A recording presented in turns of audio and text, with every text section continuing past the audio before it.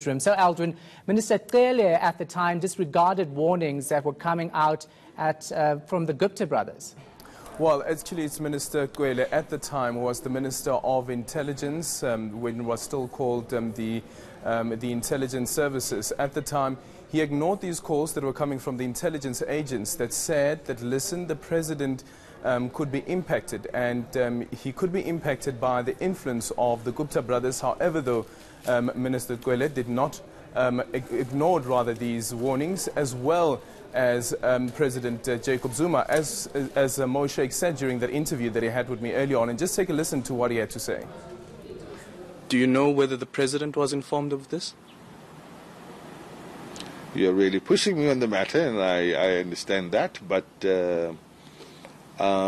like I said, the Constitution says the President must assume responsibility for the intelligence services, and under that constitutional power, I'm aware that the President was not aware of the issues. He was not aware? He was not aware. I don't know. What does it mean? Explain. Well, you have to figure it out. No, explain it to our viewers as well. What does it mean that the President was not aware? I think in this regard again, and the reason why I'm being very cautious on the matter, because I've been given permission to discuss this particular issue at the Zondo Commission.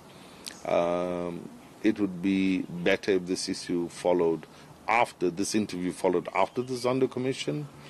But yes, the President was aware of these issues.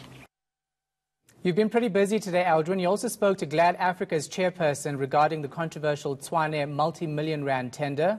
What's happening there? Well, indeed, with regards to the multi-million rand tender, they maintain that everything was above board, at least from their side. However, though, they do accept the findings of the Auditor General that has set aside the contract and said the contract was irregular. The city of Tshwane has now gone into an agreement, a mutual agreement with Glad Africa to terminate the contract. However, though, over the next few months, until the end of June at least, Glad Africa will continue to provide services, consultant services, to the city of Tshwane, and the ANC is putting that amount to the tune of 250 million rand, so which means that Glad Africa will still be receiving money from the city of Tshwane, albeit that this contract has been declared irregular. So I find it difficult to accept that we were there because of a particular individual or particular political party. Because we've served under four different mayors, 4 different city managers, and some of the acting city managers that were there. So I have difficulty believing that us being there was associated with an individual or associated with a particular political grouping or political party. All right, we'll leave it right there. Our reporter Aldrin Sampier working those two stories for us.